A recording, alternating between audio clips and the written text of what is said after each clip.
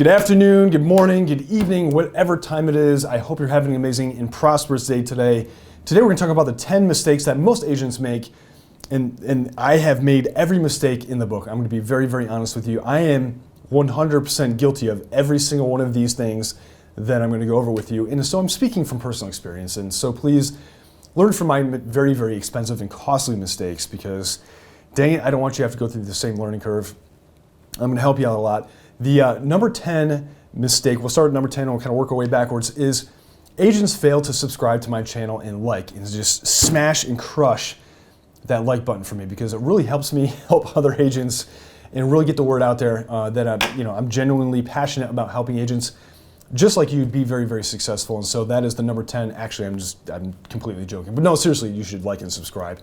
But really the number 10 thing that I screwed up, at least for me, was I failed to get organized early. And so what I mean by that is that I had files, in numerous places on my desktop. My computer was just an absolute nightmare. If you looked at my desktop, there was icons everywhere and dang it, it was a stinky mess. It was a pile of stinky mess. And so don't do that.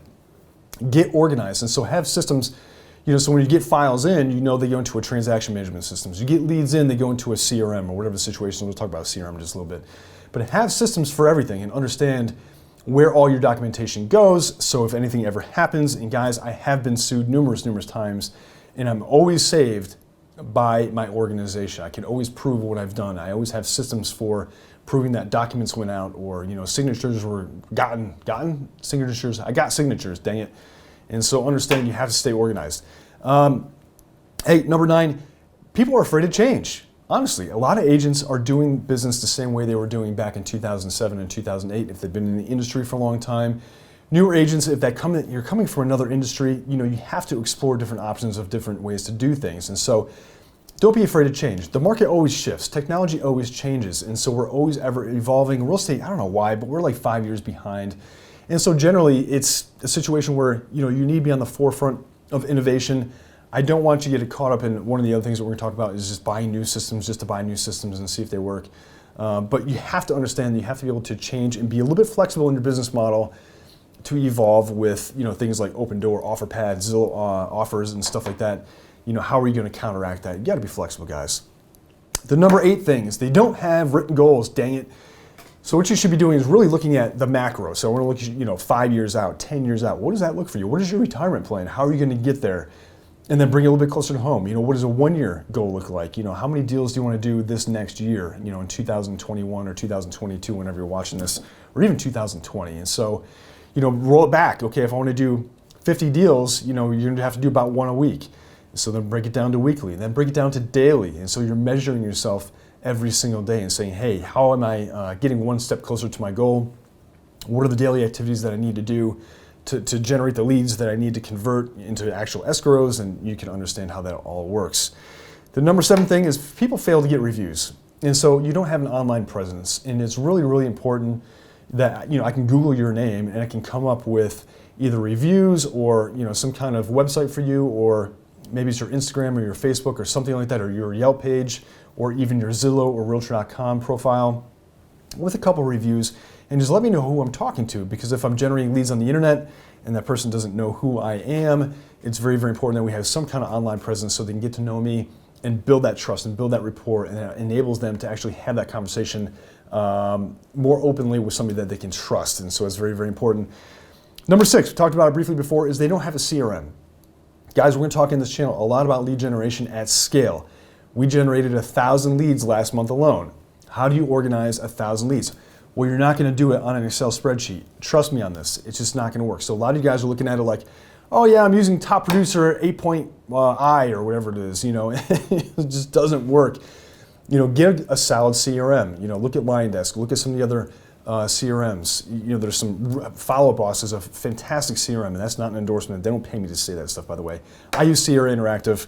We'll get into a CRM review maybe for 2020 very shortly. I'll do another video on CRMs, but very, very important. You spend the money, the $50 a month or $100 a month or whatever it is on a CRM, and really dial that in and use that. The best CRM, by the way, is the one that you use. Number 5, they don't have systems for lead generation. Look, I don't care if you're looking for buyers or sellers or renters or landlords or investors or whatever the situation is. You have to have a system for lead generation. I qualify a system as having 3 very important characteristics. It's got to be scalable, meaning that if I put $1 in or if I put $10 in, it's going to have a different result, right? So you can't just throw money at it and not scale up. You have to be able to scale that thing, and it's got to be repeatable, meaning that if I do that same action over and over and over again, I can generally expect the same result. The third thing is it has to be trainable. Guys, look, at some point you're going to get tired of selling real estate. You want to take a step back and train somebody else to do what you're doing and really, help to build some residual income. We'll talk about that in another video, but I actually want to take a lot of you guys out of the business at some point by building teams and building systems that allow you to leverage your time and leverage your money for bigger things. And so we'll talk about that. Number 4, they cast too big of a net. And so what happens is a lot of agents, especially when they first get their license, they're super motivated. And I 100% respect that. I absolutely love that.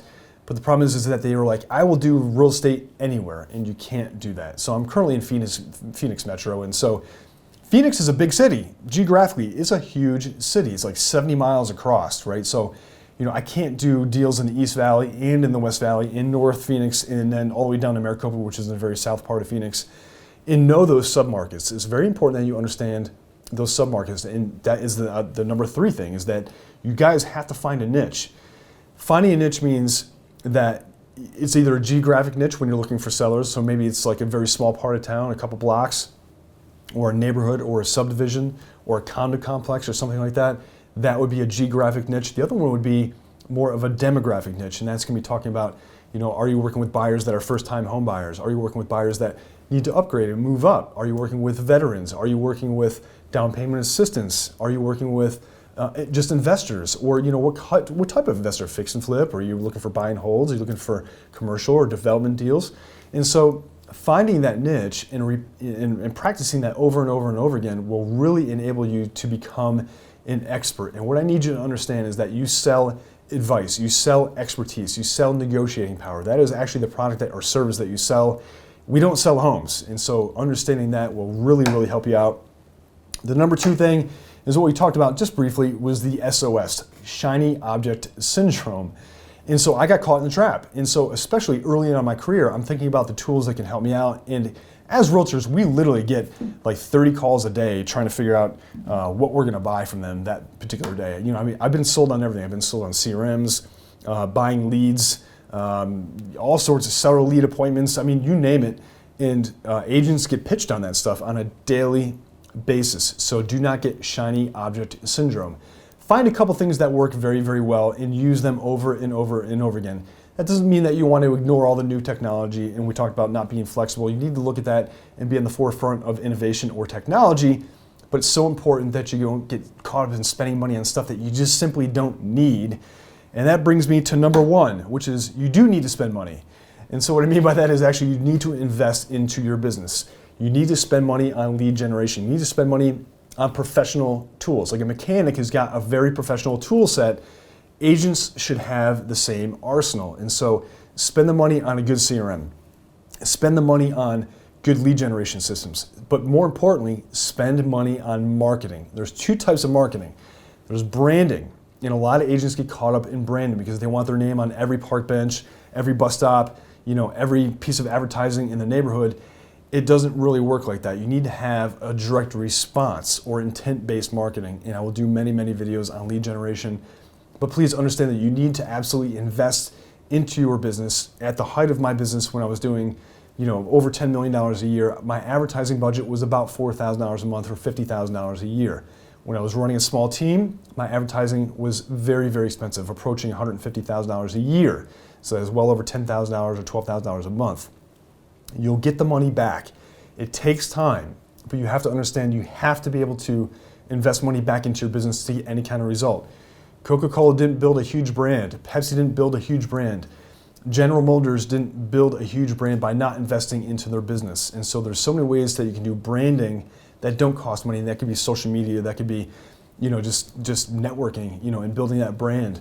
But do the direct response stuff because you're going to get a much better scalable system than you would just by trying to do branding campaigns and saying, hey, look at me, I'm a realtor.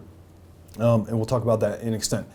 That wraps that up for today. Thank you guys for tuning in. Hey guys, it means a lot to me if you like and subscribe. It really helps me reach other people and they need help. And so that is very much what I'm passionate about.